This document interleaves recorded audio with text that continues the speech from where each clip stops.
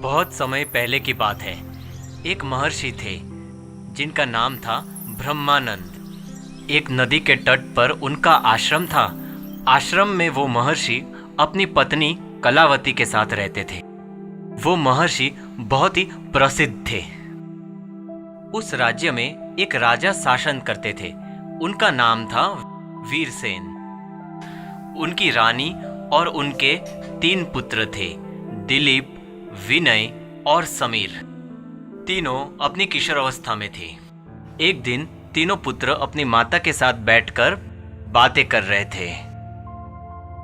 माँ, कई बार मैं देखता हूँ कि मेरे दोनों भाई राजकुमारों जैसे नहीं बल्कि साधारण आदमी जैसा व्यवहार करते हैं। छोटी छोटी बात पर भी झगड़ते हैं और दास दासियों के साथ भी हंसी मजाक करते हैं। ऐसा व्यवहार राजकुमारों को शोभा देता है क्या? भैया, एक राजकुमार होने के साथ साथ हम एक इंसान भी हैं। यदि हमारा मन किसी दास और दासियों के साथ बात करने का होगा या हंसी मजाक करने का होगा तो हम जरूर करेंगे। मुझे इसमें कोई बुराई नहीं दिखती है। और रही बात झगड़ने की, तो वो प्रेम वाली लड़ाई है जो मेरे और समीर के बीच में होती है। माँ, दिलीप भैया हम तीनों में सबसे बड़े हैं। मैं उनका आदर करता हूँ, लेकिन मैं उनकी ये बात से बिल्कुल सहमत नहीं हूँ। हम राजकुमार हैं तो क्या हुआ? हम दूसरों को तुच्छ समझकर उनसे बात भी नहीं कर सकते। खेल खेल में तो सभी भाई झगड़ते हैं, इसमें कोई बड़ी बात थोड़ी ना है। आप ही बताइए माँ, क्या हमारा व्यवहार गलत है? रानी माँ ये सब देखकर सोचती है। तीनों राजकुमारों के विचार एक दूसरे से भिन्न हैं। इनमें श्रेष्ठता की भावना उत्पन्न हो रही है, जो कि बिल्कुल भी ठीक नहीं है। रानी उस कमरे से बिना कुछ कहे निकल जाती है। अगले दिन रानी इस बारे में राजा वीरसेन से बात करती है। महाराज, हम आपसे राजकुमारों के बारे में कुछ बात करना चाहते हैं। अवश्य महारानी, कहिए, क्या कहना चाहती है आप? कल वो तीनों हमसे बात करने के लिए हमारे पास आए, किंतु उनकी बातें सुनकर हम थोड़ा चिंतित हैं। क्यों? ऐसी कौन सी बात है जिसने आपको चिंतित कर दिया है? महाराज, कल उनकी बातें सुनकर हमें ऐसा लगा कि जैसे उनके अंदर श्रेष्ठता की होड़ लगी है। तीनों स्वयं को श्रेष्ठ सिद्ध करने में लगे हैं। तीनों अपने अपने विचार प्रस्तुत करके इस होड़ में लगे थे कि वे तीनों एक दूसरे से अधिक ज्ञानी हैं। यह तो अच्छा संकेत नहीं है महाराज। ये तो आप सही कह रही है महारानी। इस प्रकार की भावना हमारे राजकुमारों में नहीं होनी चाहिए। यदि हमारे राजकुमारों में से कोई भी राजकुमार स्वयं को श्रेष्ठ मान लेगा तो उनकी दृष्टि में सामने वाला तुच्छ है। इस प्रकार की भावना मनुष्य को अहंकारी बना देती है। भविष्य में इनमें से ही एक इस राज्य का राजा बनेगा। हम नहीं चाहते कि भविष्य में इस राज्य पर एक अयोग्य राजा राज करे। हमारे पास एक विचार है। आप तो जानती ही है कि हमारे राज्य के नदी के तट पर पूज्य महर्षि ब्रह्मानंद जी का आश्रम है। हम तीनों राजकुमारों को कुछ दिन उनके सानिध्य में रखेंगे ताकि उन्हें अपनी अपनी योग्यता का ज्ञान हो सके और उनका स्वभाव भी सरल हो जाए। राजा भीमसेन महर्षि का खूब आदर करते थे और वो खुद भी बीच बीच में उनके आश्रम जाया करते थे। एक दिन राजा भीमसेन तीनों पुत्रों के साथ महर्षि के आश्रम में पहुंचे। उन्होंने महर्षि को दंडवत प्रणाम किया। आपको हमारा आशीर्वाद राजन। क्या बात है, सब ठीक तो है ना? आज आप अपने पुत्रों के साथ मेरे आश्रम में? क्या बात है? कोई विशेष बात है तो आप बिना झिझक के कह सकते हैं। हम यहाँ किसी विशेष प्रयोजन से आए हैं। हम चाहते हैं कि आप हमारे तीनों पुत्रों की परीक्षा लीजिए, उन्हें उनकी योग्यता बताइए, क्योंकि मुझे ऐसा लगता है कि हमारे तीनों बेटे अहंकार का शिकार हो रहे हैं। उनमें श्रेष्ठता की भावना घर कर रही है। इसीलिए हम आपके सानिध्य में आए हैं। कृपया आप हमारी इस प्रार्थना को स्वीकार कीजिए। अवश्य राजन, हम आपकी सहायता अवश्य करेंगे।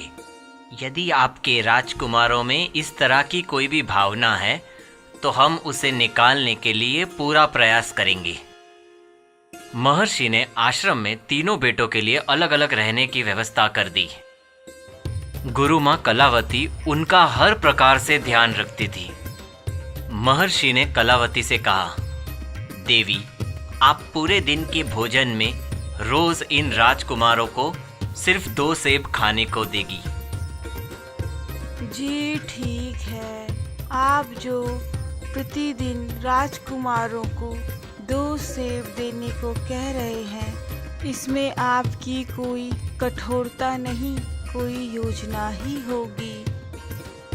इस प्रकार राजकुमारों को पूरे दिन में खाने के लिए सिर्फ 2 सेब दिए जाते थे और इसके अलावा उन्हें कुछ भी नहीं दिया जाता था। 2-3 दिनों के बाद महर्षि ने तीनों राजकुमारों को बुलाया और कहा, कुछ दिनों में मैं तीनों की परीक्षा लूंगा। तीनों राजकुमार महर्षि के सामने हामी भर देते हैं और वहां से चले जाते हैं। 1 हफ्ते के बाद महर्षि ने तीनों को फिर से बुलाकर कहा, चाहो तो तुम सब वापस जा सकते हो। तीनों राजकुमार असमंजस में पड़ गए और एक दूसरे की तरफ देखने लगे। तभी दिलीप बोल पड़ा, लेकिन आपने तो अभी तक हमारी परीक्षा ली ही नहीं। मैं तो राह देख रहा हूं कि कब आप हमारी परीक्षा ले और मैं उसमें प्रथम आऊं। सबसे छोटे राजकुमार समीर सबसे योग्य और सरल है। कैसे? अभी तक तो आपने हमारी परीक्षा भी नहीं ली और निर्णय सुना दिया। परीक्षा लेकर ही मैंने अपना निर्णय दिया है। आपने परीक्षा कब ली? किस आधार पे आपने ये निर्णय दिया है? हमारी समझ में कुछ नहीं आ रहा है। महर्षि ने उन तीनों से पूछा, खाने के लिए तुम्हें रोज कितने सेब दिए जाते थे? सिर्फ 2 सेब, तीनों ने जवाब दिया।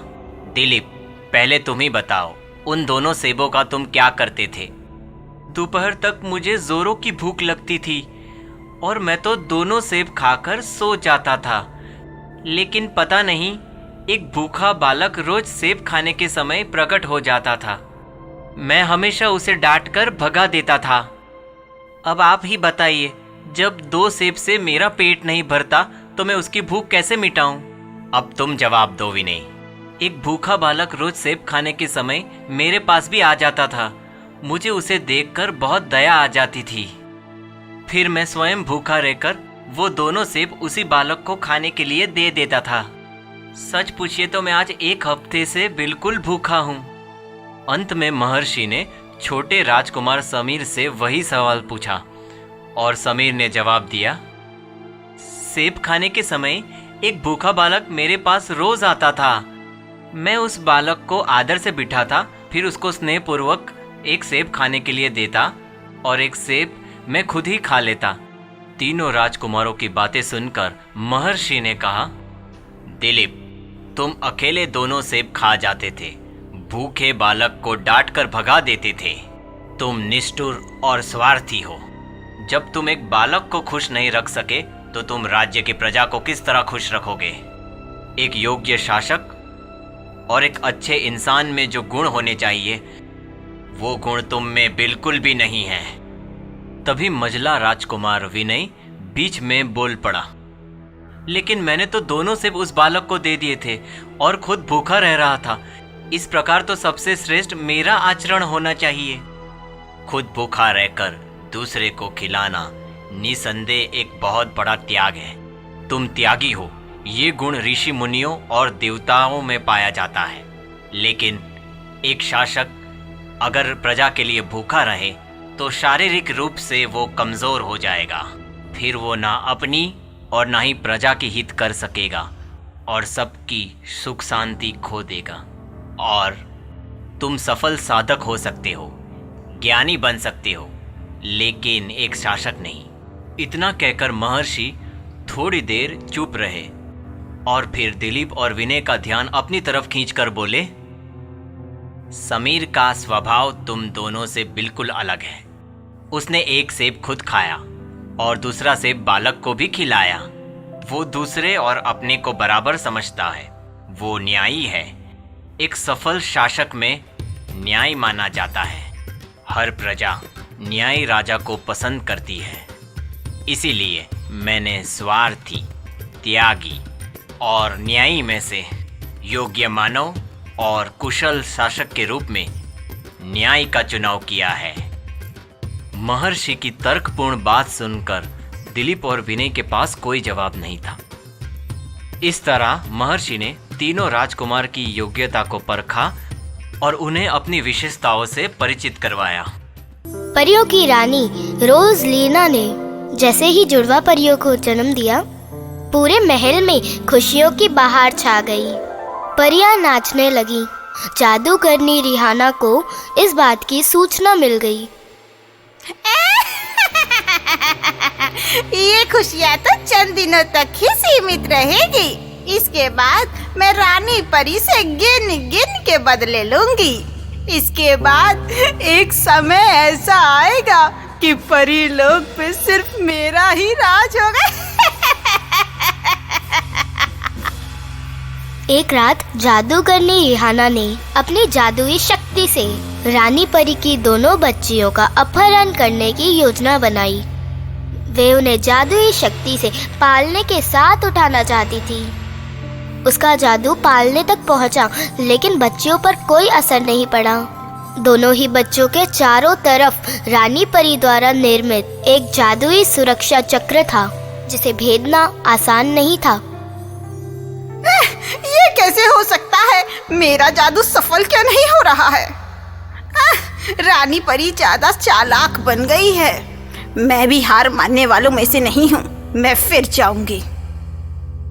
रानी परी को जादूगरनी की इस चाल का पता लग गया था। उन्होंने दोनों बच्चियों की सुरक्षा और बढ़ा दी थी। कई साल बीत गए। लिटिल रोज और सिल्क रोज जवान और बहुत ही खूबसूरत परी बन चुकी थी। उन्हें रानी परी बार बार समझाती थी। देखो मेरी प्यारी बच्चियों, तुम दोनों कभी भी इस महल के परिसर से बाहर मत जाना। परिसर से बाहर तुम्हारी सुरक्षा को खतरा हो सकता है। रानी माँ, हमसे भला दूसरों को क्या परेशानी हो सकती है?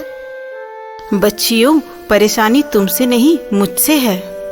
दुष्ट जादूगरनी रिहाना तुम दोनों का अपहरण कर सकती है।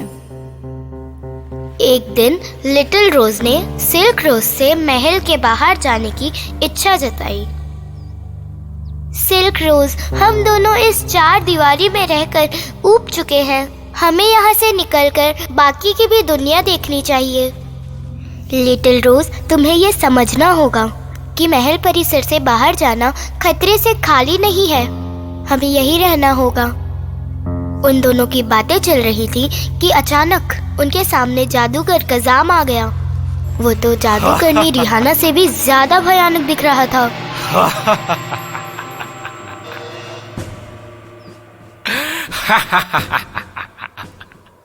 रानी परी की दो सुंदर बच्चियों, तुम दुनिया देखना चाहती हो? चलो, मैं तुम्हें दुनिया की सैर कराऊंगा।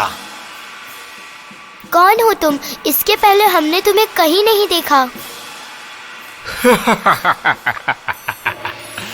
मैं हूँ जादूगर कजाम और दुनिया करती है मुझको सलाम। चलो, मेरे साथ चलने के लिए तैयार हो जाओ। जादूगर कज़ाम लिटिल रोज और सिल्क रोज दोनों को जादू से छोटा बनाकर दो छोटे से पिंजरों में लेकर वहां से उड़कर जादूगरनी रिहाना के पास पहुंच गया।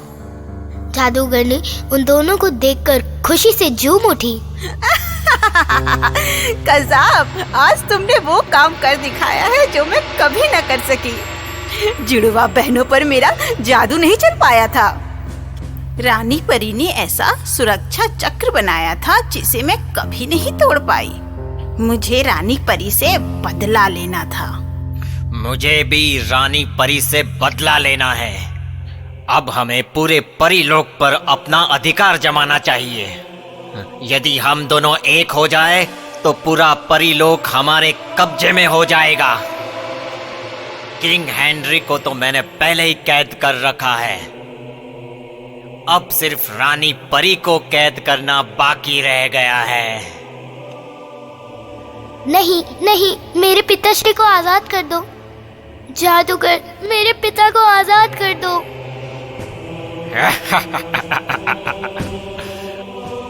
आजाद कर दूं? इसके बाद किंग हेनरी कहेंगे कि मेरी बच्चियों को भी आजाद कर दो। मैं रानी परी को भी कैद कर लूंगा और सभी परियों को अपने कैद में रखूंगा। जो मेरी बात मान जाएगी मैं उसे अपनी दासी बना लूंगा। इसके बाद परीलोक पर सिर्फ मेरा ही राज होगा।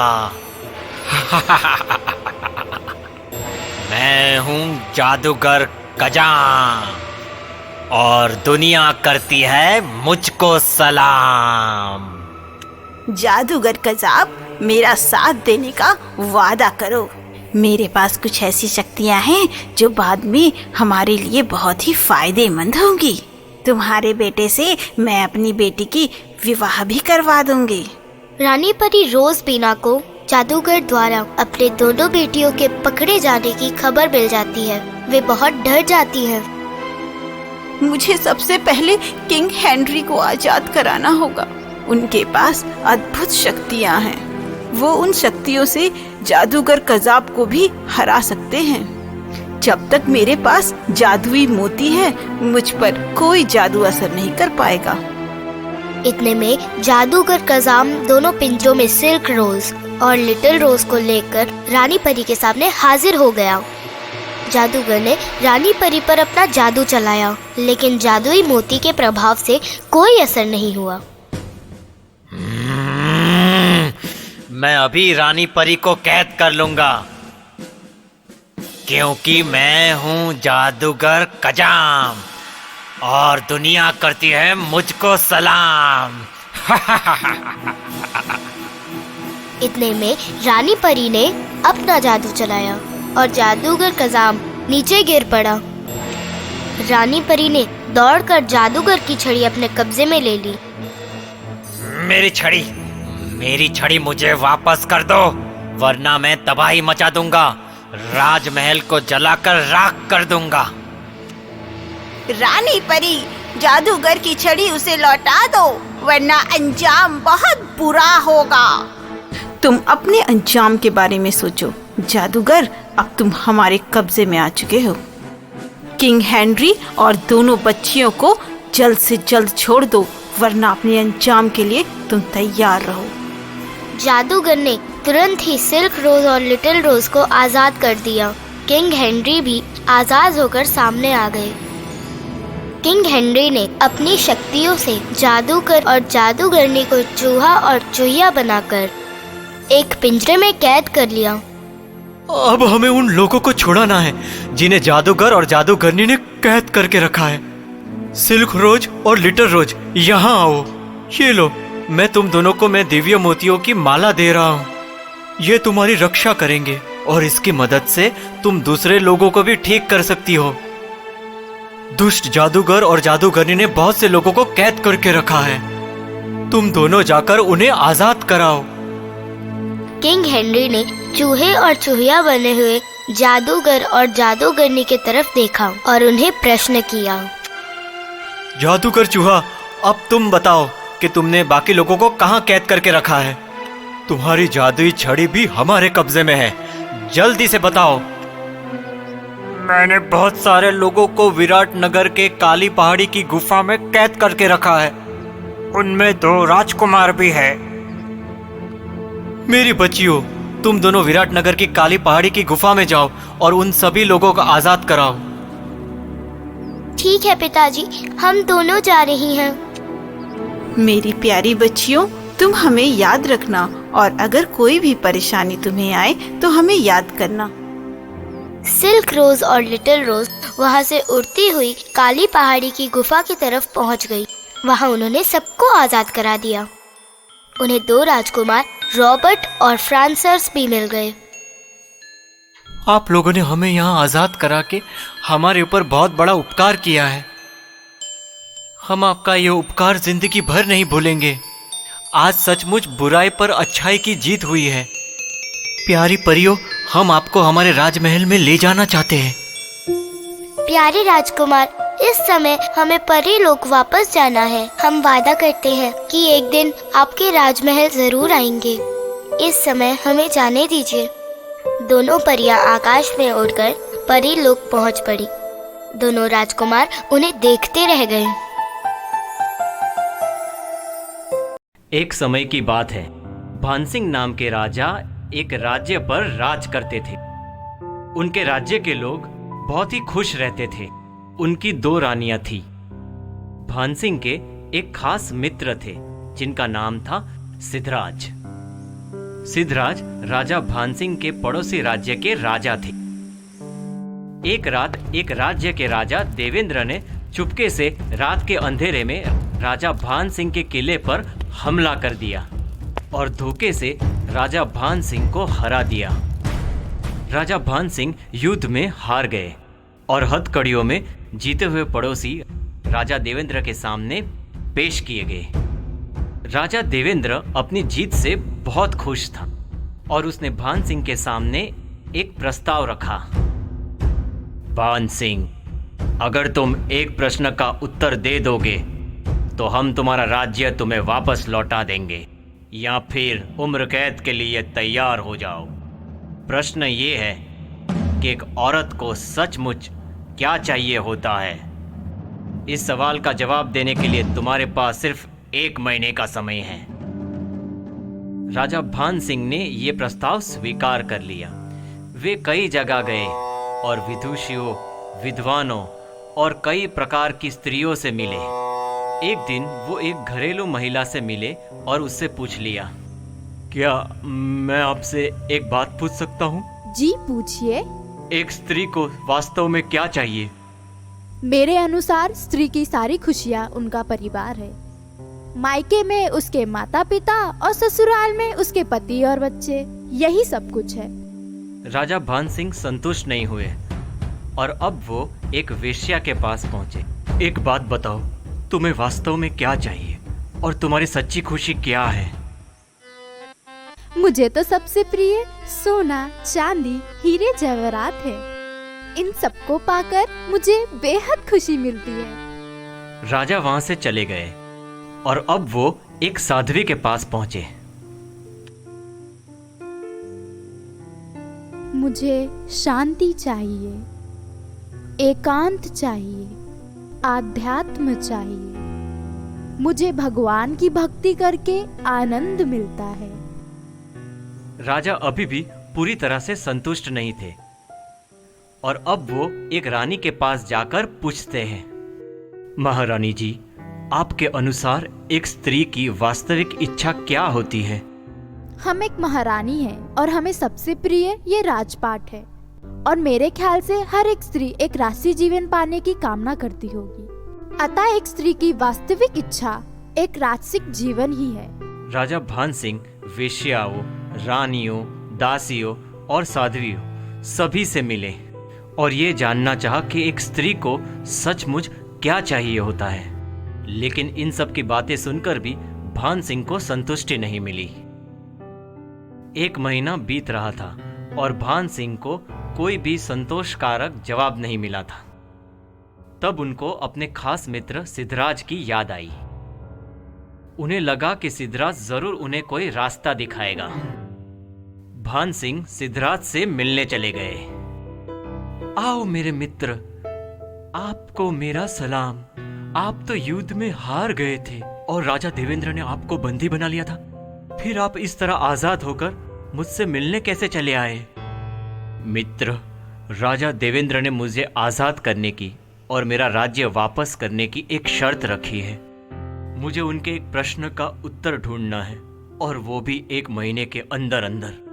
मुझे दिया गया 1 महीने का समय बीतने वाला है, लेकिन मुझे अभी तक उस प्रश्न का उत्तर नहीं मिला। मुझे विश्वास है कि तुम मेरी मदद जरूर करोगे। मित्र, मेरे पड़ोसी राज्यों में एक जादूगरनी रहती है। उसके पास हर चीज का जवाब होता है। शायद उसके पास तुम्हारे प्रश्न का भी जवाब हो। राजा भान सिंह अपने मित्र सिद्धराज के साथ जादूगरनी के पास गए। हे जादूगरनी, हम बहुत ही मुसीबत में हैं और बहुत दूर से तुम्हारे पास मदद मांगने के लिए आए हैं। हमें एक प्रश्न का उत्तर चाहिए। हमारे खास मित्र सिद्धराज ने हमें बताया कि तुम्हारे पास हर सवाल का जवाब है। मैं आपको सही उत्तर बताऊंगी, परंतु इसके बदले में आपके मित्र सिद्धिराज को मुझसे विवाह करना होगा। जादूगरनी बुढ़िया तो थी ही, लेकिन बहुत ही बदसूरत थी। उसके बदबूदार पोपले हुए मुंह से एक सड़ा हुआ दांत दिखा जब उसने अपनी कुटिल मुस्कुराहट से भान सिंह के सामने देखा। नहीं, हम अपने और अपने राज्य की आजादी के लिए अपने खास मित्र का जीवन बर्बाद नहीं कर सकते। मित्रता की कीमत चुकानी पड़ती है महाराज। क्या मैं अपने खास मित्र के लिए एक छोटी सी कीमत नहीं चुका सकता? आपकी आजादी के लिए मैं इस जादूगरनी से शादी करने के लिए तैयार हूं। सिद्धराज ने भान सिंह की एक नहीं सुनी और अपने मित्र की आजादी के लिए जादूगरनी से शादी करने के लिए तैयार हो गया। तब जादूगरनी ने प्रश्न का जवाब दिया।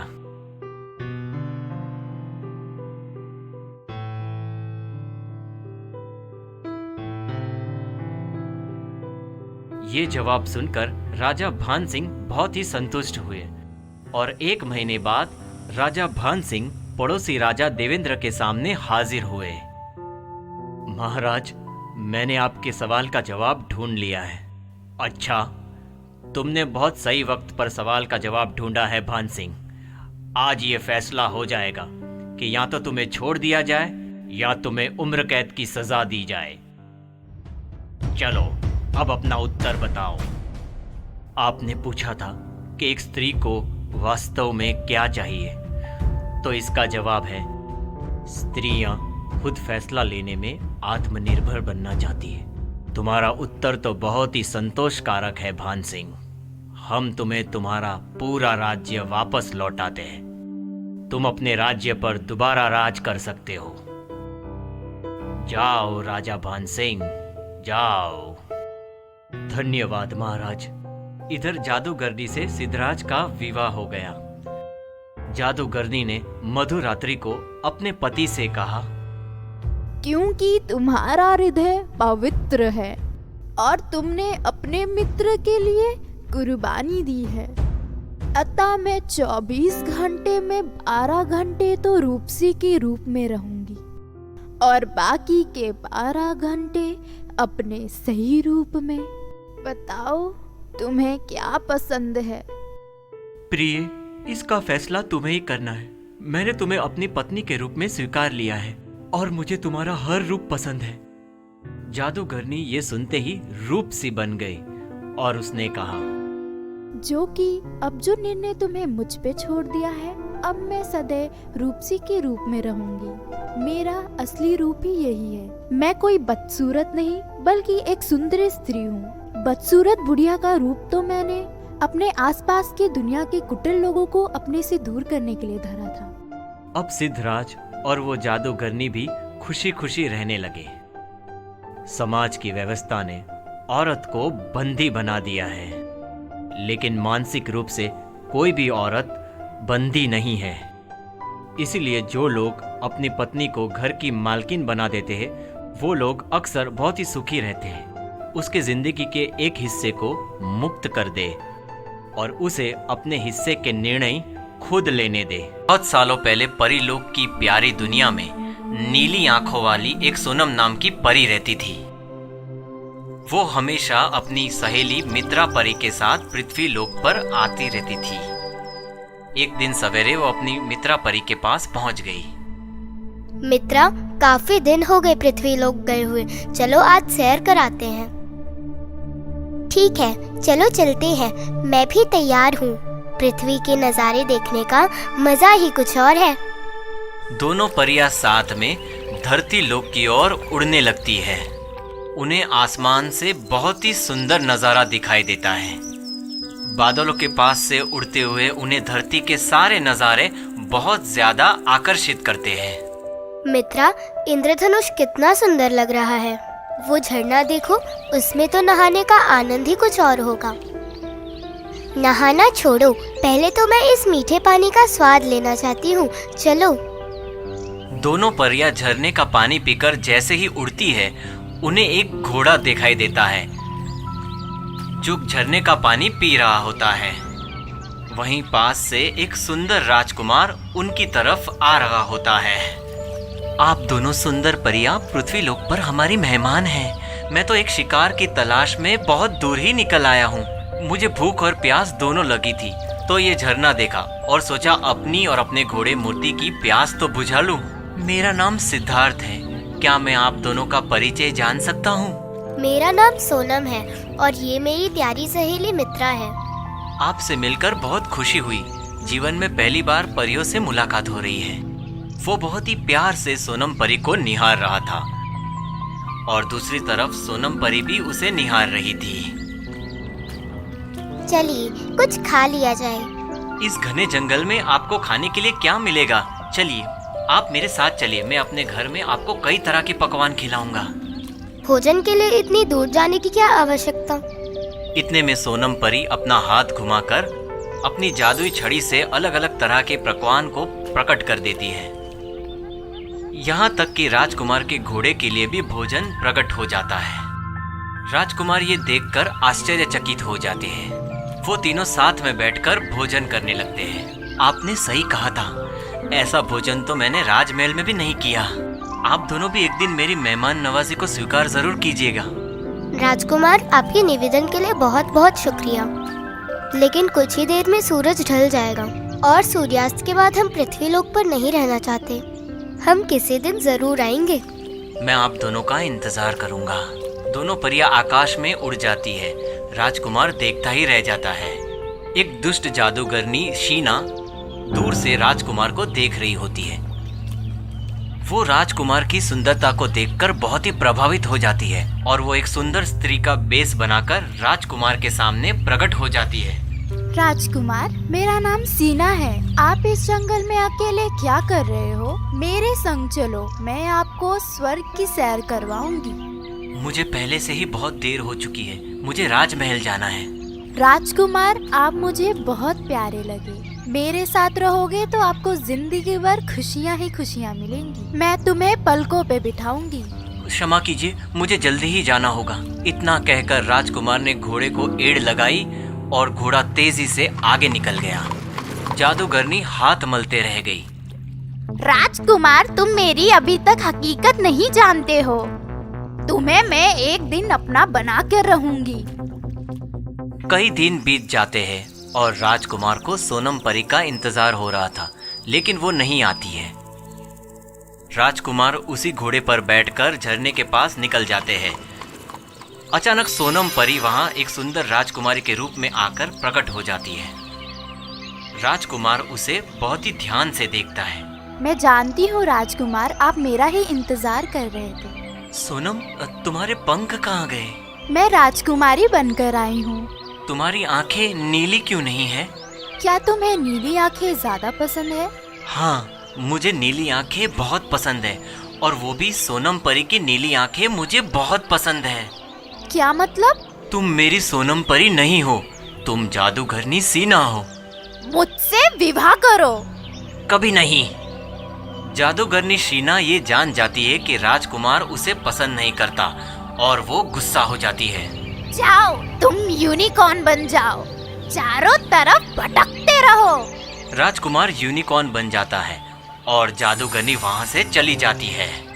इतने में सोनम परी आसमान से उड़कर वहां आ जाती है और यूनिकॉर्न दौड़कर सोनम परी के पास जाता है और उसका हाथ चाटने लगता है। सोनम परी भी उसे प्यार करती है। आपने मुझे पहचान लिया? मन की आंखों से आप सचमुच मुझे बहुत प्यार करते हो। आपको यूनिकॉर्न किसने बनाया?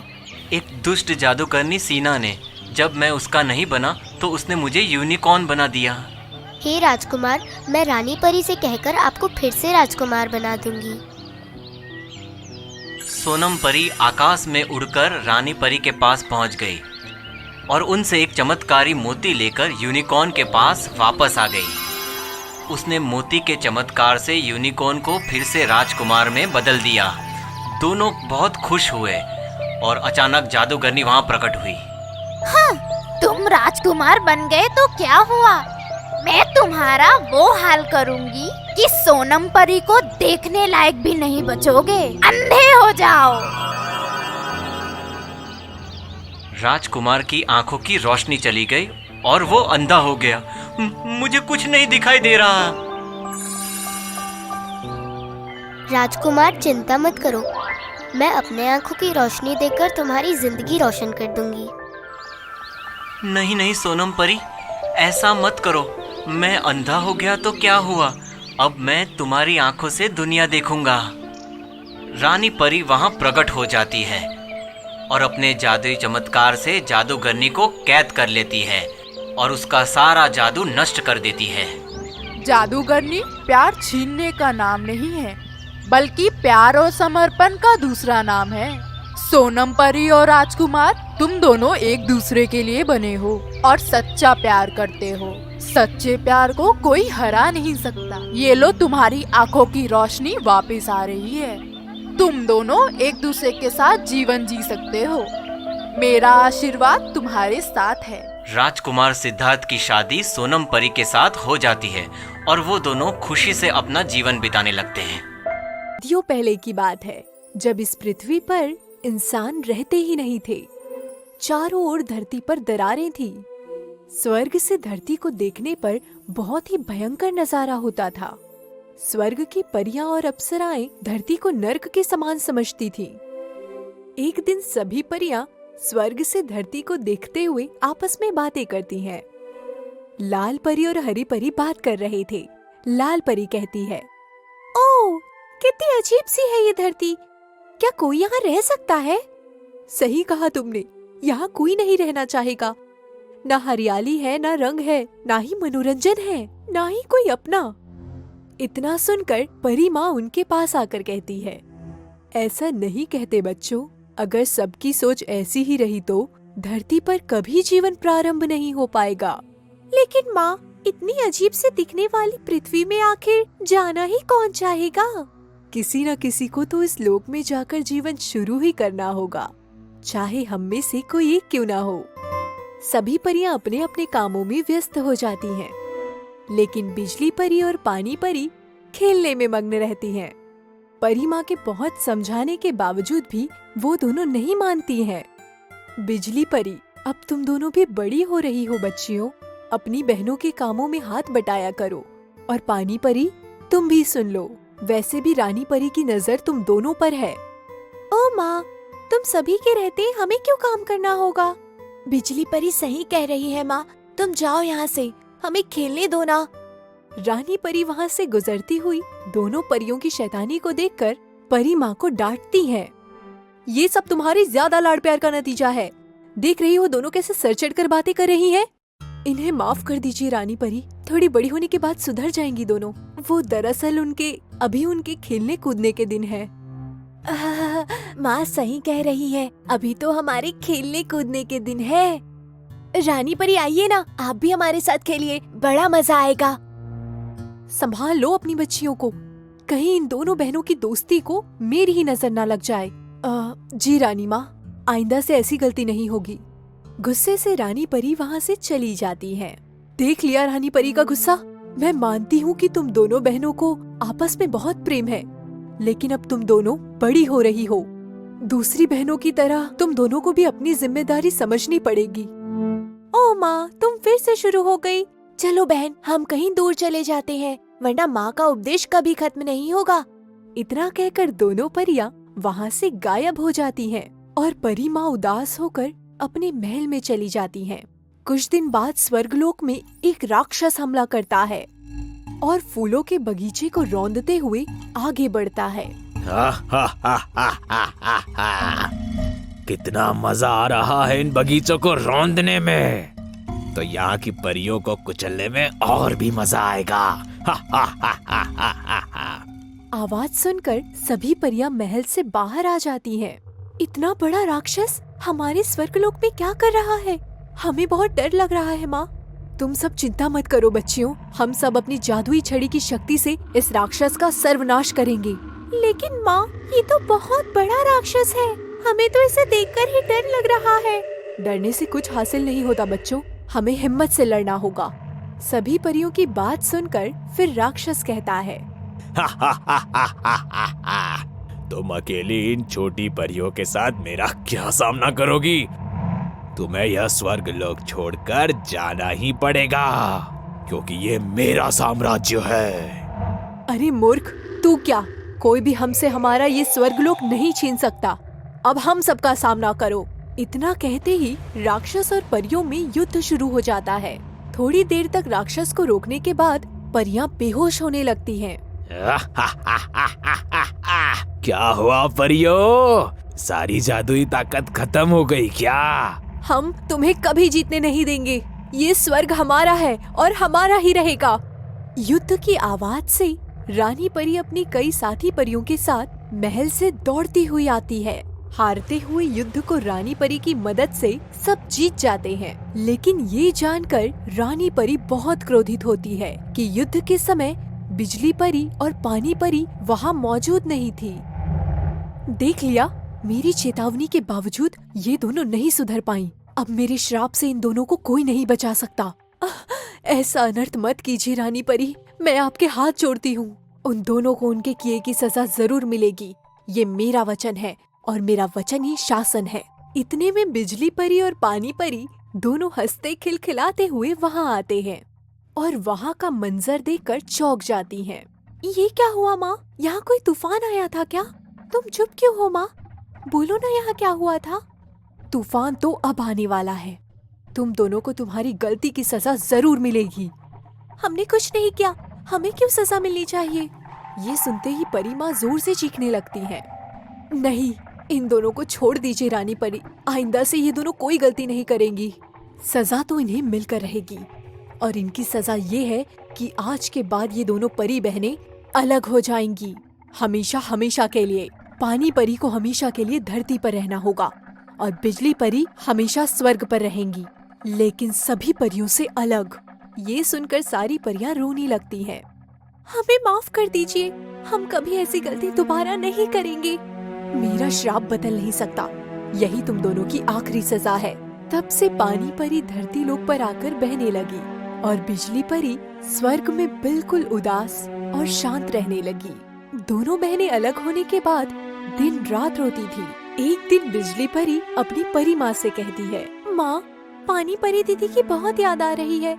पता नहीं उस बेकार धरती पर वो कैसे रह रही होगी। परी माँ और सभी परियां रोते रोते पानी परी और बिजली परी के लिए रानी परी के पैरों में गिरकर रोने लगती हैं। रानी परी, आप भी तो एक माँ हैं। एक माँ का दर्द कैसे नहीं समझ पाई। कम से कम मेरी खातिर ही इन परियों को माफ कर दीजिए। एक बार माफ कर दीजिए रानी परी, हम सब इन दोनों परियों के बगैर नहीं रह पाएंगे। मुझे माफ कर दो परियों, मैं क्रोध में आकर उन दोनों परियों के बचपन के साथ खिलवाड़ कर बैठी। अब इस श्राप को खत्म नहीं कर सकती, पर कम जरूर कर सकती हूँ। वो कैसे? आज के बाद युगों युगों तक जब भी बिजली परी को पानी परी की बहुत ज्यादा याद आएगी, तब बिजली परी धरती में जाकर पानी परी में समा जाएगी और वो दोनों बहनों के प्रेम को देखकर बादल भी बरसकर आंसू बहाएगा। बहुत बहुत धन्यवाद रानी परी, हम सभी परियां आपका ये एहसान कभी नहीं भूलेंगी। बस फिर क्या था, तभी से बिजली के कड़क कर पानी में गिरने का सिलसिला शुरू हो गया और ये दोनों बहनों के प्रेम को देखकर बादल भाई भी रोने लगता है और तब से धरती पर हरियाली और इंसानों का जीवन शुरू हो जाता है। इसके एक गांव में एक शैतान जादूगर और एक जादुई तोता रहता था। वो पूरे जगत में अपना राज करना चाहता था, इसलिए वो सारी जगहों पर जाकर जंगल में बीचों बीच कुटिया बनाकर रहता और अपनी जादुई शक्ति से पूरे गांव को अपने वश में कर लेता। एक रात जादूगर अपने जादू का उपयोग करता है। चलो, अब इस राज्य की बारी है। कुटिया के बाहर जाकर इस जादुई बीज को बो देता हूँ। आका, जादू तो ठीक है, लेकिन आप हर राज्य में इस बीज को क्यों बोते हैं, बताइए? तुम नहीं समझोगे जादुई तोते। ये मैं इसीलिए करता हूँ कि यहाँ से जाने के बाद भी यहाँ के लोग पूरे मेरे वश में रहे। मतलब आपकी सारी जादुई ताकत इस बीज में होती है? हाँ, सही समझे तुम। जादूगर और तोता जैसे ही बीज गाड़कर कुटिया में जाते हैं, उन्हें वायलिन की मधुर ध्वनि सुनाई देती है। उसे सुनकर जादूगर उसे इधर उधर ढूंढने लगता। अरे जादुई तोते, ये मधुर आवाज कहाँ से आ रही है? जरा पता करके बताओ तो। जी मेरे मालिक। फिर जादूगर का तोता उस वायलिन की धुन को सुनते हुए जंगल में उड़कर चला जाता है और फिर पता करके अपने आका को बताने आता है। मेरे आका, ये मधुर वायलिन की आवाज एक रोती हुई सुंदर लड़की के पास से आ रही है। चलो चलकर देखते हैं कि मधुर आवाज के पीछे रोने का कारण क्या है। फिर शैतान जादूगर एक सुंदर राजकुमार का रूप लेता है और उस लड़की के पास जाता है।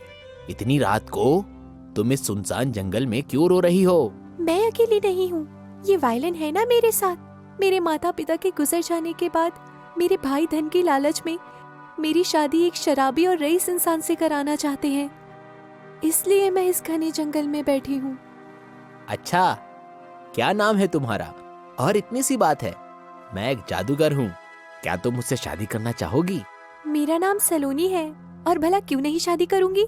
आप एक राजकुमार की तरह सुंदर भी दिखते हैं, साथ ही आपको मेरी चिंता भी है। मैं आपसे जरूर शादी करूँगी। लेकिन तुम्हें हमेशा मेरे लिए वायलिन बजाना पड़ेगा, तभी मैं जादू कर पाऊंगा।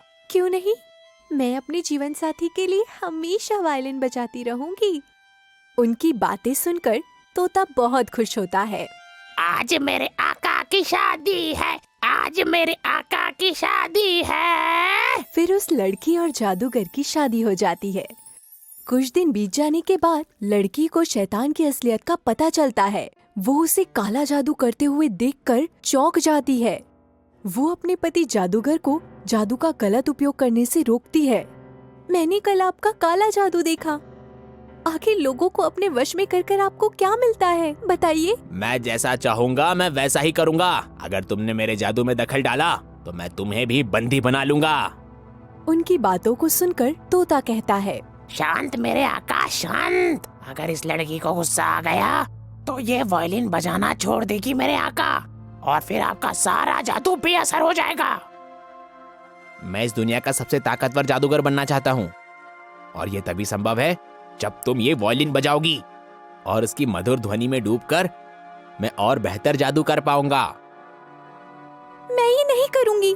जैसे ही लड़की वायलिन बजाने से मना करती है, जादूगर उसके गले से हार खींच लेता है, उसकी सांसों को उसके उस हार में डाल देता है और हार को खाई में फेंक देता है। मैं तुम्हारे इस हार को खाई के बीचों बीच फेंक दूंगा। अगर तुम या किसी और इंसान ने उस हार को खाई से बाहर निकाल लिया, उस दिन तुम मेरी कैद से आजाद हो जाओगी, और मैं यह शैतानी जादू करना हमेशा के लिए छोड़ दूंगा। ये क्या किया तुमने? मैं तुम्हारी पत्नी हूँ। अब तुम वही करोगी जो मैं कहूंगा। चलो वायलिन बजाना शुरू करो, नहीं तो तुम्हारी सांसें थम जाएगी। हे भगवान, तुमने मुझे एक मुसीबत से निकालकर दूसरी मुसीबत में क्यों डाला? क्या इस दुनिया में कोई मेरी मदद नहीं कर सकता? ऐसा कहकर वो रोने लगती है। एक दिन वायलिन बजाते हुए उसकी नजर बीज के थैले पर पड़ती है। वो जाकर उसे देखती है। वो बीज बाकी बीजों से बहुत अलग थे, और जैसे ही सलोनी ने बीज को छुआ, वो बीज बोल पड़े। आपका बहुत बहुत धन्यवाद जो आपने मुझे छुआ। मैं जादूगर द्वारा श्रापित बीज हूँ। आपके छूते ही मैं मुक्त हो गई। वो कैसे? जादूगर ने मुझे कैद कर रखा था। अगर मैं उसके फेंके हुए जगह पर ना उगूं, तो वो मुझे नष्ट कर देता। अब तुम ही बताओ मैं क्या करती। और हाँ, अगर अब मैं तुम्हारे लिए कुछ कर पाऊँ तो जरूर बताओ मुझे। बीज की बातें सुनकर सलोनी सोचने लगती है, मेरी जान उस खाई के बीचों बीच हार में छुपी है। जब मैं तुम्हें उस खाई के बीचों बीच फेंकूंगी, तब तुम एक बड़े पेड़ का रूप ले लेना, तो तुम्हारी टहनियों में मेरा हार फंसकर ऊपर आ जाएगा। जी बिल्कुल, मैं ऐसा ही करूंगी। बस आप उस दिन का इंतजार कीजिए। दूसरे दिन वो जादूगर और तोता दूसरे राज्य में चले जाते हैं। वहाँ पहुंचकर जादूगर कुछ सोचता है। उसे देख तोता कहता है, आका, क्या सोच रहे हैं आप? मैं सोच रहा हूँ कि हमारे पीठ पीछे वो सलोनी कुछ गलत तो नहीं कर रही होगी। आप तो जादूगर हैं ना मेरे आका, आप अपने जादू से ये पता कर लीजिए। नहीं मेरे तोते, सलोनी के वायलिन की धुन से मेरी दूरदृष्टि खत्म हो चुकी है। ऐसा कहकर जादूगर अपने कामों में लग जाता है और दूसरी तरफ देखते ही देखते वो बीज एक विशाल पेड़ में बदल जाता है और उसकी टहनियाँ खाई के किनारे तक पहुँच जाती है, जिसमें सलोनी का हार लटका हुआ था।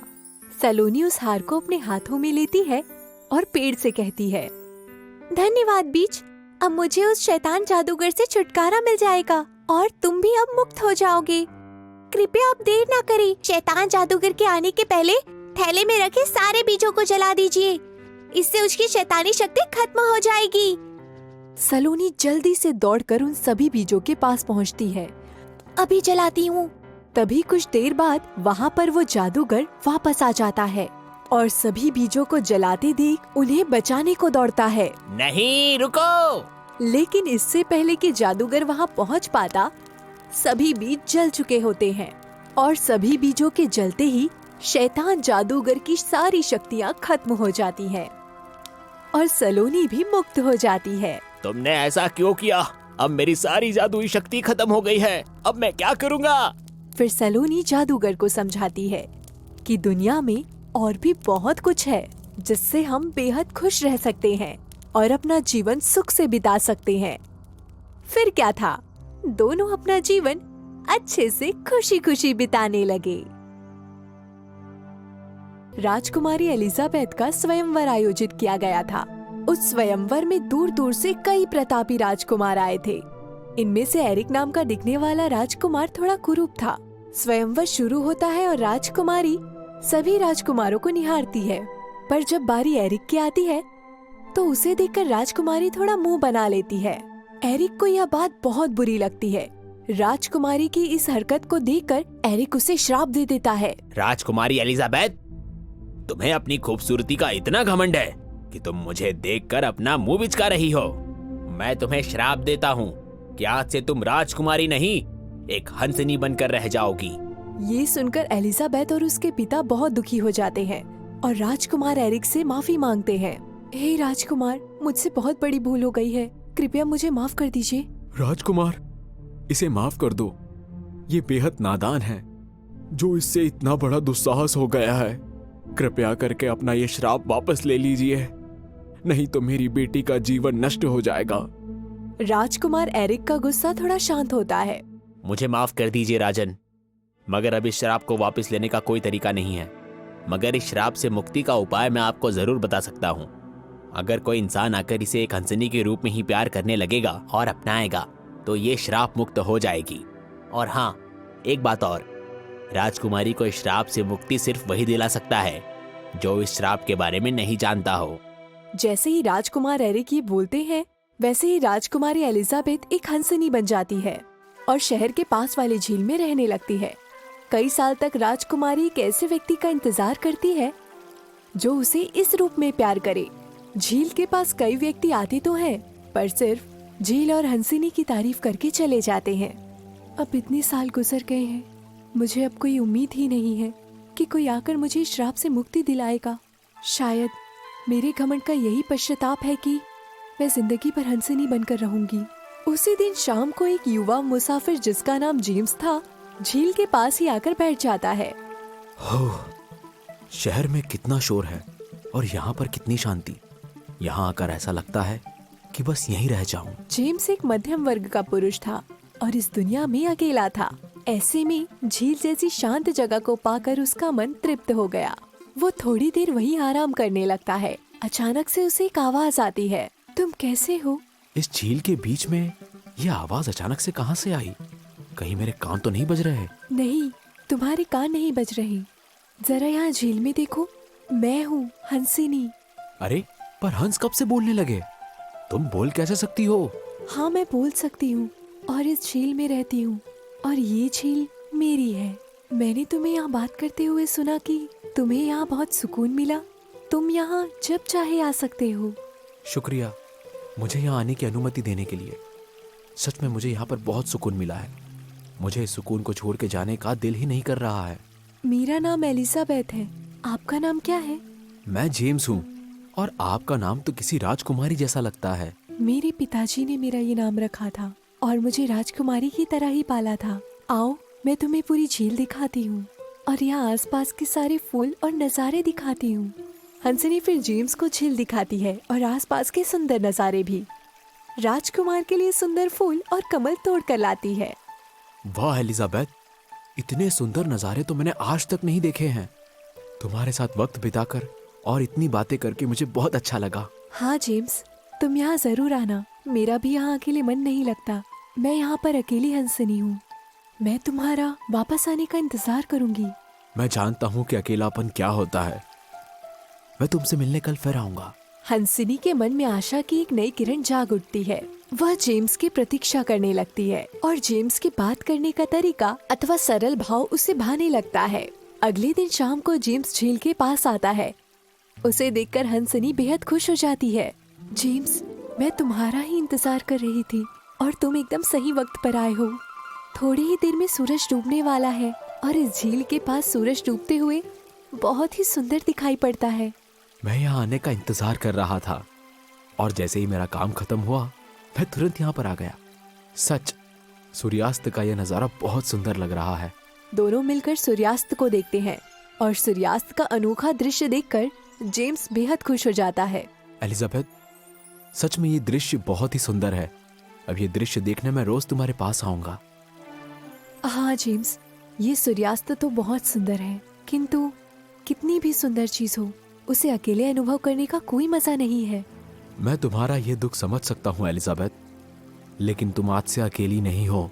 मैं हूं ना तुम्हारे साथ, और तुम्हारे हर सुख दुख में मैं तुम्हारा साथ दूंगा। जेम्स की ये बातें सुनकर एलिजाबेथ की आंखें नम हो जाती है।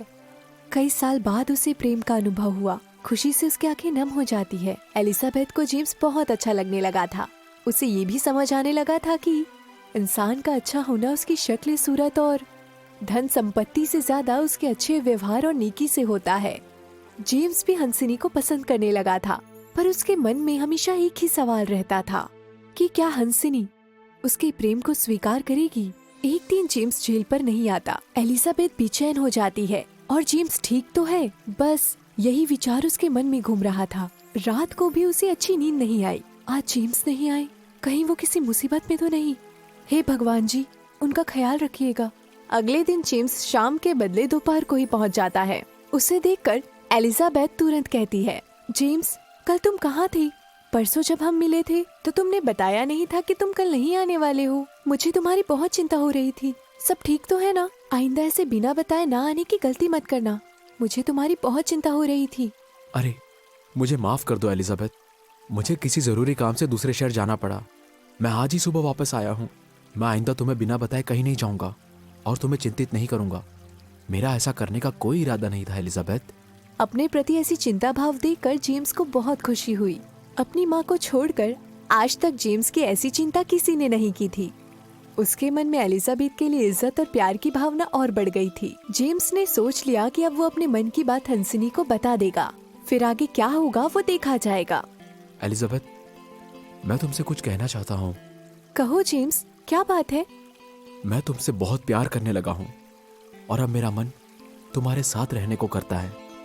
रोज सुबह उठकर बस मैं इस पल का इंतजार करता हूँ कि मैं यहाँ आऊँ और तुमसे मिलूं। जैसे ही जेम्स ये कहता है, हंसनी एक सुंदर राजकुमारी में बदल जाती है। ये देखकर जेम्स चौंक जाता है और पूछता है, अरे ये क्या? तुम इंसान कैसे बन गई? और तुम तो कहीं की राजकुमारी दिख रही हो। हाँ मेरे प्यारे जेम्स, सालों पहले मैंने एक राजकुमार का उसके रूप को लेकर अपमान किया था। फिर मुझे राजकुमार ने श्राप दिया कि मैं एक हंसनी बनकर रह जाऊंगी जब तक कोई व्यक्ति मुझे आकर सच्चे दिल से प्यार ना करे। मैंने उम्मीद खो दी थी। मुझे लगा मेरी मृत्यु हंसनी के रूप में ही हो जाएगी, पर तुम्हारे सच्चे प्यार ने मुझे इस श्राप से मुक्त कर दिया है। मतलब तुम एक राजकुमारी हो, तो अब तुम मुझ जैसे मामूली इंसान के साथ कैसे रहोगी? तुमसे मिलकर ही मुझे प्यार का मतलब समझ में आया है। जो इंसान एक हंसनी को प्यार कर सकता है, उससे बड़ा ना कोई राजा है ना राजकुमार। इंसान अपने व्यवहार से जाना जाता है, ना कि हैसियत से। और तुमसे बड़ा अमीर इंसान मैंने आज तक नहीं देखा। मैं तुमसे शादी करना चाहती हूँ जेम्स, और तुम्हें अपना जीवन साथी बनाना चाहती हूँ। क्या तुम मुझसे शादी करोगे? हाँ एलिजाबेथ, मैं भी तुमसे बहुत प्यार करता हूँ और तुम्हारे बिना रहने का सोच भी नहीं सकता। इसी तरह जेम्स और एलिजाबेथ शादी कर लेते हैं और जेम्स को एलिजाबेथ के पिता द्वारा राज्य भी मिल जाता है। जेम्स एलिजाबेथ के साथ राजमहल में खुशी खुशी रहने लगता है। एक ही बात है, यूनान देश में एक राजा का शासन हुआ करता था। राजा का नाम जस्टिन था। उसकी एक सुंदर बेटी भी थी जिसका नाम स्टेफनी था। जब स्टेफनी की शादी की उम्र हुई तो राजा ने स्टेफनी से शादी के विषय में कुछ बात की। स्टेफनी, तुम मेरी इकलौती बेटी हो और मैं तुमसे बहुत प्यार करता हूं। मुझे लगता है कि तुम्हारी शादी के लिए हमें एक योग्य लड़का खोज लेना चाहिए, क्योंकि तुम अब शादी योग्य हो गई हो। अगर इस विषय में तुम्हारी कोई राय है तो तुम मुझसे जरूर साझा कर सकती हो। पिता महाराज, मैं चाहती हूँ कि मेरी शादी किसी राज परिवार या बड़े कुल में ना होकर किसी ऐसे लड़के से हो जो मुझे प्रभावित कर सके, जिसके साथ मुझे खुशी महसूस हो सके। जो मुझे लायक लगेगा मैं उसी से शादी करूंगी। तो तुम स्वयंवर की बात कर रही हो? ठीक है, मैं पूरे राज्य में यह घोषणा करवा देता हूं कि जो भी लड़का अगर शादी के योग्य हो, हमारी बेटी स्टेफनी को प्रभावित करने में सफल रहा, तो हम उसका विवाह हमारी बेटी से करवा देंगे। जी पिताजी, यह बिल्कुल सही रहेगा।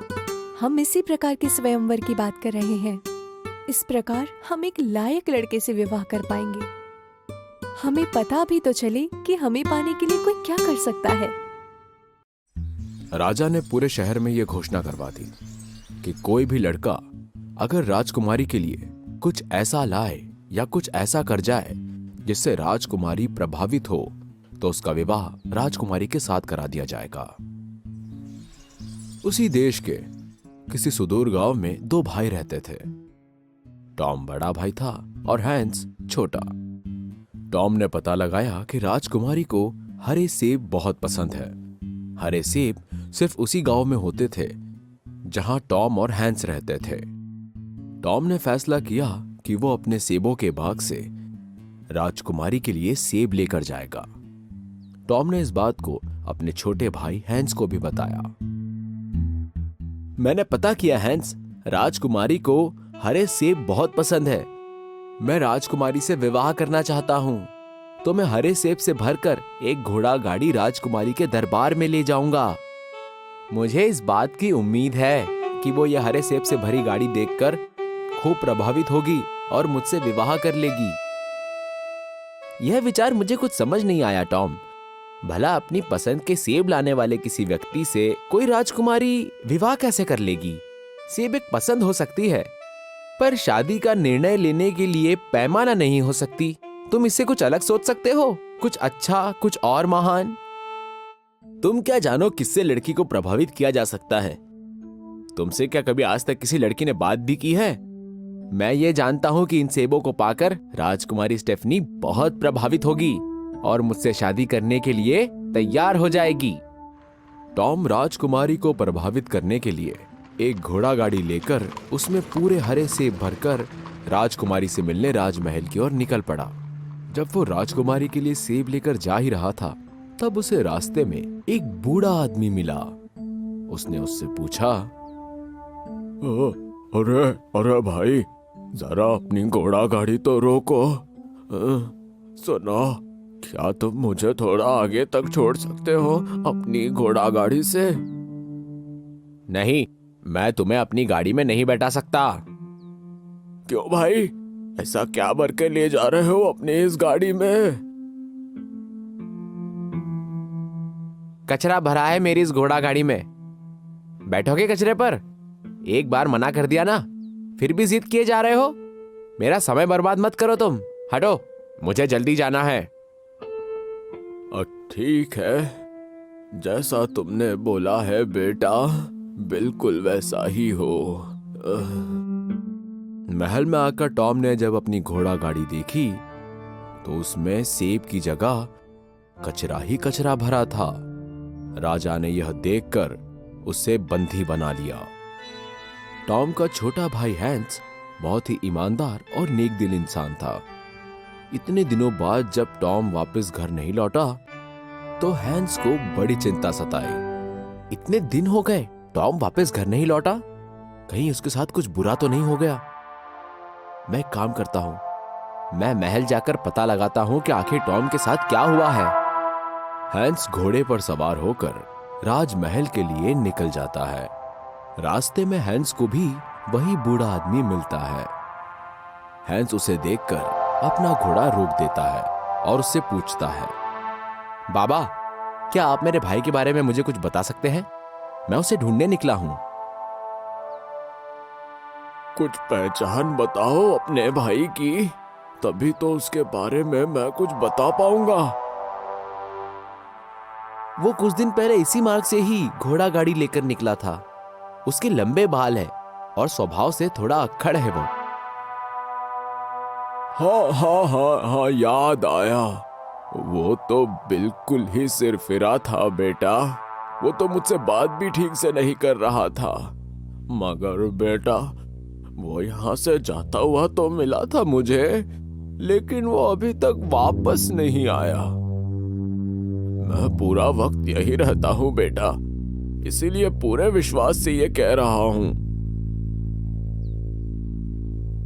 इसका मतलब वो महल में ही है। मुझे जल्द से जल्द महल में जाना होगा।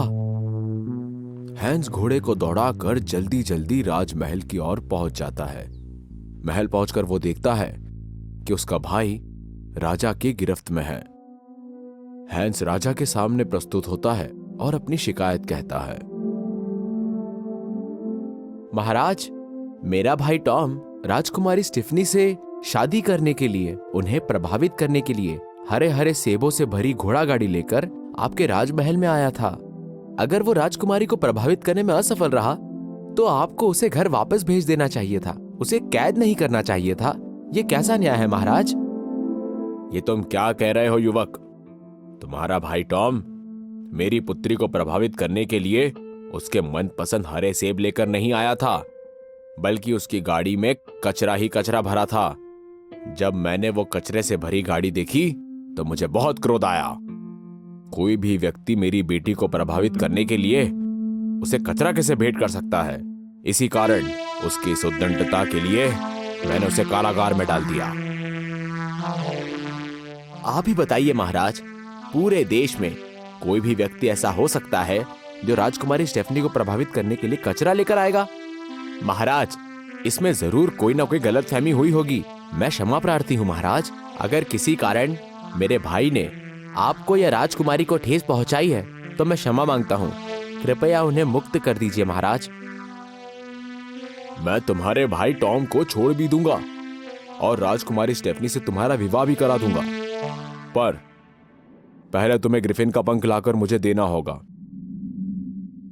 बिल्कुल महाराज, मैं अपने भाई को बचाने के लिए कुछ भी करूंगा। ग्रिफिन दिखने में गरुड़ जैसा पक्षी था, पर उसका धड़ एक शेर के जैसा था। यूनान का बहुत ही दुर्लभ जीव था वो। हैंस ग्रिफिन को खोजने निकल पड़ता है। बहुत खोजने के बाद उसे पता लगा कि वो जीव एक झील को पार करने के बाद गुफा है, वो वहीं रहता है। झील के दूसरी तरफ उसे एक व्यक्ति मिला। वो बोला, तुम जिस तरफ जा रहे हो वहां पर एक बहुत ही खतरनाक जीव ग्रिफिन रहता है। वहां मत जाओ भाई, वरना मारे जाओगे। उसकी वो बात सुनकर हैंस वहां से आगे बढ़ जाता है। जल्दी ही हैंस ग्रिफिन के इलाके में पहुंच जाता है। उसने एक कोने में खड़े होकर ग्रिफिन की सारी हरकतों पर नजर रखी। रोज शाम होने पर ग्रिफिन अपने विशाल पंख फैलाया करता था, जिससे उसके एक दो पंख नीचे गिर जाते थे, लेकिन वो जीव अपने गिरे हुए पंख खा जाया करता था। एक शाम जब ग्रिफिन ने अपने पंख खोले, अपने गिरे हुए पंखों को ग्रिफिन द्वारा खाने से पहले ही हैंस ने एक पत्थर उठाकर ग्रिफिन को मारा और वो छुप गया। जैसे ही वो जीव अपनी जगह से हटा, हैंस ने तुरंत वो पंख उठाया और वहां से भाग निकला। तुरंत हैंस राजा के दरबार में पहुंचा और, महाराज, ये लीजिए, मैं उस खतरनाक जीव ग्रिफिन का पंख लेकर आया हूं। अब मेरे भाई को मुक्त कर दीजिए। जो काम तुमने किया है युवक, वो आज तक कोई भी नहीं कर पाया है। निश्चित ही तुम साहसी हो और वीर भी। हम तुम्हारे भाई को भी मुक्त कर देंगे और हमारी राजकुमारी स्टेफनी का विवाह भी तुमसे करवाएंगे। इस तरह हैंस को अपना भाई टॉम भी वापस मिल गया और राजकुमारी स्टेफनी से उसका विवाह भी हो गया। हौसले से हम सब कुछ हासिल कर सकते हैं। मिस्टी ने सारी सुबह जादूगरनी की कार्यशाला की सफाई में बिताई थी और उसका काम कभी भी समाप्त ही नहीं होता था। इसे दो, उसे चमकाओ, मैं इससे तंग आ गई हूँ। मैं कभी भी बाल्थाजार की तरह एक जादूगर बनना कैसे सीखूंगी? उन्होंने मुझे कोई जादू करने नहीं दिया। तभी मिस्टी ने पत्थर की सीढ़ियों पर कदमों की आहट सुनी और एक पल बाद बाल्थाजार सामने आया। मिस्टी, मुझे शहर जाना है। खरीदारी की एक लंबी सूची लहराते हुए उसने कहा, मैंने कल ड्रैगन के आखिरी अंडे का इस्तेमाल किया था।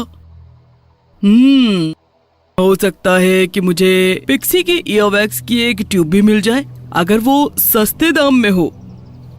मिस्टी चकित रह गई। बाल्थाजार ने उससे पहले कभी भी महल में अकेला नहीं छोड़ा था, तो उसने सोचा, मैं कालकोठरी का पता लगा सकती हूँ, खाई में तैर सकती हूँ या बस धूप में बैठकर आराम कर सकती हूँ। yippee! बिल्कुल फ्री दोपहर। लेकिन बाल्थाजार के ख्याल कुछ और ही थे। जब मैं बाहर रहूं तो तुम्हें बहुत कुछ करना है। इस जमीन को धोना जरूरी है। देखो, मैंने एक मेंढक पर कदम रख दिया। सत्यानाश, ये गई मेरी फ्री दोपहर। बाल्थाजार ने मुंह बनाकर देखा। एक और बात, किसी भी मंत्र की कोशिश मत करना, वरना मैं मेंढक के बच्चे में बदल दूंगा। उसने धमकी दी और अपनी झाड़ीदार भौहें नीचे करके देखा और इसके साथ ही एक रोशनी की चमक और बैंगनी रंग का धुआं फैला और जादूगर चला गया। ठीक है, वहाँ खड़ी मत रहो, तुम्हें काम करना है। ये डैफ्नी बाल्थाजार का पालतू ताड़ था। ओह छोड़ो, मैं पूरी सुबह काम ही तो करती हूँ, पहले आराम करना चाहिए। डाफनी एक झाड़ू पर चढ़ गया। डाफनी को झाड़ू पर बैठा देखकर उसे एक शानदार ख्याल आया। पिछले हफ्ते बाल्थाजार ने झाड़ू पर जादू कर दिया था कि जिंदा हो गई थी। जादूगर को मुंह मांगी चीज ला कर दे रही थी। मुझे मालूम है, मैं इस मंत्र को याद कर सकती हूँ। और ये कितना हो सकता है? तुम कुछ करने वाली हो, बेहतर होगा कि तुम मंत्र ना आजमाओ। उसे नजरअंदाज करते हुए मिस्टी ने अपनी आंखें बंद कर ली और एक गहरी सांस लेते हुए उसने जादुई शब्द कहे, बूढ़ा नौकर, अब समय है, मेरी बात मान ले। बिना नींदों की रात खुशी के लिए तुम्हारे मालिक काम करने के लिए कहते हैं, उठो। और देखते ही देखते झाड़ू फड़फड़ाने लगी। वो इधर घूमती फिर उधर घूमती और फिर धीरे धीरे उसके दो पार्ट हो गए। वो पतली पतली दो टांगे बन गई। मिस्टी ने झाड़ू को आदेश दिया, अब मेरे लिए कुछ पानी लाओ। झाड़ू भागकर बाहर गई और कुछ ही समय में मिस्टी ने कदम कदम पर टप टप टप करते हुए सुना। इसने टैंक में पानी डाला और लेने के लिए फिर बाहर चली गई। फिर मिस्टी जादूगर की कुर्सी पर लेट गई और जल्दी ही वो गहरी नींद में सो गई। मिस्टी जब जागी तो उसने डाफनी को अपनी गोद में देखा और नींद में वो बड़बड़ाने लगी, क्या हुआ अब? जल्दी, टैंक में से पानी बह रहा है और झाड़ू नहीं रुक रही है। मिस्टी अपने पैरों पर खड़ी हो गई। टंकी के किनारों पर पानी बह रहा था और झाड़ू सीढ़ियों से फिर से टकरा रही थी। रुक जाओ, काफी है बस। लेकिन झाड़ू ने ध्यान ही नहीं दिया। वो तो बस फर्श पर पानी बहाने लगी। अरे वही महान जादूगर का मंत्र बोलो जो बोलते हैं। कौन सा मंत्र? फिर उसे याद आया, हाँ, झाड़ू रोकने के लिए उसे एक मंत्र की जरूरत थी। अरे नहीं, मुझे लगता है मुझे वो याद ही नहीं है। अरे लड़की, अब तक पानी टखनों तक गहरा हो चुका था और फिर भी झाड़ू और पानी ला रही थी। मैं बाल्थाजार की किताब में देखती हूँ, चलो देखते हैं। मिस्ट्री पेज दर पेज पलटती रही। क्या करूं? यहाँ तो हजारों मंत्र हैं। मुझे कभी भी सही वाला नहीं मिलेगा। क्या कर सकती हूँ? तुम झाड़ू काट सकती हो? बिल्कुल। उसने कुल्हाड़ी पकड़ी और उसे अपने सिर के ऊपर उठा लिया और फिर उसने जोर से नीचे की तरफ घुमाया और एक जोरदार क्रैक के साथ झाड़ू 2 भागों में टूट गई। धन्यवाद डाफनी, तुम शानदार हो। डाफनी, क्या बात है। झाड़ू देखो। मिस्ट्री की आंखें और चौड़ी हो गई। झाड़ू के 2 हिस्से चल रहे थे और हर हिस्से में नए हाथ पैर बढ़ रहे थे और ये पहले से कहीं और ज्यादा तेजी से दोनों झाड़ुएं पानी ला रही थी। मैं अब बड़ी मुसीबत में हूँ। कुछ ही समय में झाड़ू वापस आ गई और वो हर जगह पानी फैलाने लगी। मिस्टी ने उन्हें रोकने की कोशिश की और उसने उन्हें फंसाने की कोशिश की, उन पर बैठने की भी कोशिश की, लेकिन ये किसी काम का नहीं था। मैं हार मानती हूँ बाल्तेजार, बहुत गुस्सा होने वाले हैं। मेंढक का बच्चा बनना कैसा होता होगा? इसी बीच झाड़ू कभी अंदर और कभी बाहर, कभी ऊपर और कभी नीचे सीढ़ियों से टकराने लगी। पानी गहरा होता जा रहा था। जल्दी ही ये मिस्टी के घुटनों तक पहुंच गया और फिर उसकी कमर पर। छप छप छप छप झाड़ू ने कमरे में और बहुत सारा बाल्टी पानी फेंका और फिर कमरे में पानी की लहरें बढ़ने लगी। डाफनी इधर उधर कूदने लगा। तुम्हें चेतावनी दी थी, किसी भी मंत्र की कोशिश ना करना। मदद करो, वो चिल्लाई और टेबल पर चढ़ गई। कोई मदद करो। अचानक से जोर से आवाज हुई। बाल्तेजार हरी चिंगारियों की बौछार में दिखाई दिया। इससे पहले कि वो अपनी सांस पकड़ पाता, दोनों झाड़ू सीढ़ियों से नीचे उड़ गईं और वर्कशॉप में पानी बहने लगा। ओहो गंदे भूत, ये लड़की क्या कर रही है? जल्दी से उसने अपनी छड़ी उठाई और जादुई शब्द बोले। बूढ़े दास, तेरा परिश्रम बंद हो जाता है। ऐसा नहीं कि तूफान बढ़ जाए। बुरी चालबाजियां खत्म करो, रुक जाओ। देखते ही देखते एक झाड़ू गायब हो गई, दूसरा बड़े करीने से एक तरफ खड़ी हो गई और अंत में एक जोरदार ग्लन ग्लन आवाज के साथ पानी बहना शुरू हो गया। मिस्टी घबराकर टेबल से नीचे उतर गई और बाल्तेजार ने उसकी ओर देखा। फिर तुम्हें अपने लिए क्या कहना है? मुझे माफ कर दे। बुरी कोशिश। तुम्हें कहा था ऐसा कुछ भी मत करना। मिस्ट्री पानी की टंकी के पीछे छलांग लगाई। अरे प्लीज मुझे मेंढक का बच्चा नहीं बनाओ, कभी भी जादू नहीं करूंगी। तुम नहीं करोगी। मेंढक के बच्चे ऐसे मंत्र नहीं बोल सकते हैं। वो रुका और कुछ सेकंड के लिए सोचने लगा। वो काफी कठिन जादू था जो इसने किया। वो एक दिन अच्छी जादूगरनी बन सकती है। आपको उसे जादू सिखाना शुरू कर देना चाहिए, आखिर वो आपका ही एरिया है। फिर वो मिस्ट्री की ओर मुड़ा। अगर वापस तुमने मेरी बात नहीं मानी, तुम्हें मैं मेंढक का बच्चा बना के छोड़ूंगा। उस दिन से मिस्ट्री एक आदर्श शिष्या बन गई। उसने मंत्रों को ठीक से याद करना सीख लिया और जब वो बड़ी हुई तो एक महान जादूगरनी बन गई। कहानी समाप्त हुई। बहुत समय पहले एक विधवा रहती थी जिसकी 2 बेटियां थी। एक सुंदर, विनम्र और मेहनती थी जिसका नाम जूलिया था और दूसरी बदसूरत, बेकार और आलसी थी, इसका नाम जेड था। लेकिन विधवा जूलिया से अधिक प्रेम नहीं करती थी। वो जूलिया से घर के सारे काम करवाती थी। ओह, मुझे हर दिन यहाँ कुएं के पास बैठना पड़ता है जब तक मेरी उंगलियों से खून न बहने लगे। इसीलिए उसे अपनी खून बहने वाली उंगली को कुएं के पानी में धोना पड़ा। लेकिन एक दिन उसकी धुरी पानी में गिर गई। ओह, ये मैंने क्या किया? मेरी सौतेली माँ मुझे धुरी खोने की सजा देंगी। मुझे कुएं में उसे लेने के लिए जाना होगा। लड़की के पास धुरी के बाद कुएं में कूदने के अलावा कोई चारा नहीं था और वो तब तक चलती गई जब तक वो फिसल कर बेहोश नहीं हो गई। और जब उसे होश आया तो उसने खुद को एक बड़े पेड़ के नीचे जमीन पर पाया। कहाँ हूँ मैं? मुझे याद नहीं कि क्या हुआ था। मैं यहाँ इस खूबसूरत जगह पर क्या कर रही हूँ? चलते चलते वो एक पहाड़ पर चढ़ गई और रोटी से भरी एक बेकरी के ओवन तक आ गई जो रोटियों से भरा हुआ था। रोटी ने उसे पुकारा, अरे मुझे बाहर निकालो, मुझे बाहर निकालो, मैं जल रही हूँ, मैं बहुत पक चुकी हूँ। और बस इसीलिए लड़की उसकी तरफ बढ़ गई। बेकर के चमचे को उसने लिया और एक के बाद एक गोल गोल रोटियां निकालना शुरू कर दिया। उन्हें ध्यान से पास की एक मेज पर रख दिया और फिर चली गई। फिर वो एक पेड़ के पास आई जो लाल सेबों से लदा हुआ था। पेड़ ने उसे पुकारा, हिलाओ और हिलाओ मुझे और ये सारे सेब गिराओ। हाँ, मैं मदद करती हूँ।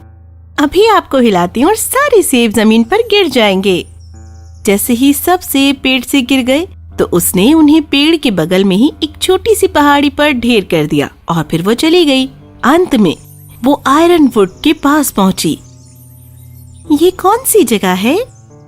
जूलिया ने जंगल में एक छोटा सा घर देखा जहाँ बड़े लंबे दांतों वाली और चलती आग सी आंखों वाली एक बूढ़ी औरत खिड़की से उसे देख रही थी। जूलिया डर गई थी और वो भाग जाना चाहती थी, लेकिन बूढ़ी औरत ने उसे बुलाया। तुम मुझसे क्यों डर रही हो मेरी प्यारी बच्ची? मेरे घर आओ, मेरे साथ रहो और अगर तुम सब काम अच्छी तरह से करोगी तो चीजें तुम्हारे साथ भी अच्छी होंगी। मेरे बिस्तर को अच्छी तरह हिलाना है और फिर दुनिया में बर्फ पड़ेगी, क्योंकि मैं मदर होली हूँ और इस पूरी दुनिया में बर्फ बनाती हूँ। चूंकि बुढ़िया ने उससे बहुत प्यार से बात की तो वो मान गई और काम पर लग गई। मैं तुम्हारे काम से बहुत संतुष्ट हूँ। क्या तुमने मेरा बिस्तर हिलाया? धन्यवाद मदर होली, ये सुनकर खुशी हुई। मैं भी यहाँ अच्छी तरह जीती हूँ और तुम्हारा खाना भी बहुत अच्छा है। लेकिन कुछ महीनों के बाद लड़की उदास रहने लगी और वापस अपने घर जाने के लिए सोचने लगी। एक दिन उसने बूढ़ी औरत को बताया, मैं परेशान हूँ, हालांकि यहाँ सब अच्छा है, लेकिन मुझे अपने घर वापस जाना है। मुझे खुशी है तुम जाना चाहती हो अपने घर, जो कि तुमने ईमानदारी से मेरी सेवा की। मैं तुम्हें अपने घर भेजूंगी। वो लड़की का हाथ पकड़कर सोने के एक बड़े दरवाजे के पास ले गई।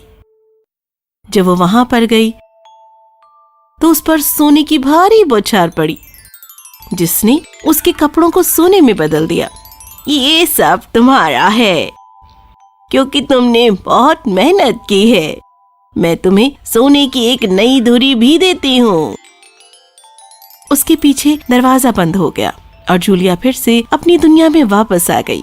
अपनी सौतेली माँ के घर से ज्यादा दूर नहीं थी वो। तब वो घर के अंदर गई। वो सोने से बनी हुई थी। तब विधवा ने उससे बहुत प्यार से बात की। माँ, आप विश्वास नहीं करेंगी मेरे साथ क्या हुआ। तो उसने अपनी पूरी कहानी अपनी माँ को बताई। जब माँ ने सुना कि उसकी सौतेली बेटी कैसे अमीर हो गई, तो उसने ये सोचा कि क्यों ना अपनी बदसूरत आलसी बेटी को भी ऐसी ही भाग्यवान बनाए। तो फिर विधवा ने जेड को कुएं के पास बैठने और धुरी घुमाने के लिए भेजा, लेकिन क्योंकि खून से रंगने के लिए वो बहुत ही आलसी थी, उसने कांटेदार बाड़े में अपना हाथ डाला और फिर कुएं में धुरी को फेंक दिया और उसके बाद वो खुद भी कूद गई। फिर उसने स्वयं को गुलाबों से घिरे हुए सुंदर से घास के मैदान में पाया और वो उसी रास्ते पर चलती गई। जब वो रोटी से भरे हुए बेकरी के चूल्हे के पास आई, आओ मुझे बाहर निकालो, मुझे बाहर निकालो, नहीं तो मैं जल जाऊंगी। लेकिन क्योंकि वो बहुत आलसी थी, उसने परवाह ही नहीं की और वो उससे दूर चली गई। लेकिन जल्दी ही वो लाल सेबों से भरे एक पेड़ के पास आ गई। ओ मुझे हिलाओ, मेरे सब सेब हटा दो। क्या होगा अगर तुम्हारा एक सेब मेरे सर पर गिर जाए? अपने आप करो। और जब वो जंगल में आ गई तो उसे सबसे पहले मदर होली के लंबे दांतों और उसकी तेज आंखों के बारे में पता था और वो तुरंत उसके लिए काम करने के लिए तैयार हो गई। इस पहले दिन मुझे मेरी बहन की तरह अच्छा काम करना है, वो सब कुछ जो बूढ़ी औरत मुझसे करने के लिए कहे, और फिर मुझे सोना चाहिए। लेकिन दूसरे दिन, मैं बहुत थक गई हूँ, आज मैं कुछ भी नहीं करूँगी, मैं बिस्तर से भी नहीं उठ पाऊंगी। और उसने मदर होली का बिस्तर नहीं हिलाया। इससे तो मैं परेशान हो गई हूँ, वो बहुत ही आलसी है, मैं उसे जाने के लिए कहूँगी। तब बुढ़िया उसे दरवाजे पर ले गई और उसने उसे खोला। आलसी लड़की दरवाजे पर खड़ी थी, लेकिन सोने के बजाय धूल से भरा एक बड़ा बर्तन उसके ऊपर गिर गया। जिसने उसे सिर से पैर तक ढक दिया। ये वही सब कुछ तुम्हारी सेवा के लिए। और उसने दरवाजा बंद कर लिया। तो जेड अपनी दुनिया में वापस आ गई और पूरी तरह से टार से ढकी हुई थी और टार हमेशा हमेशा के लिए उससे चिपक गया। कहानी समाप्त हुई।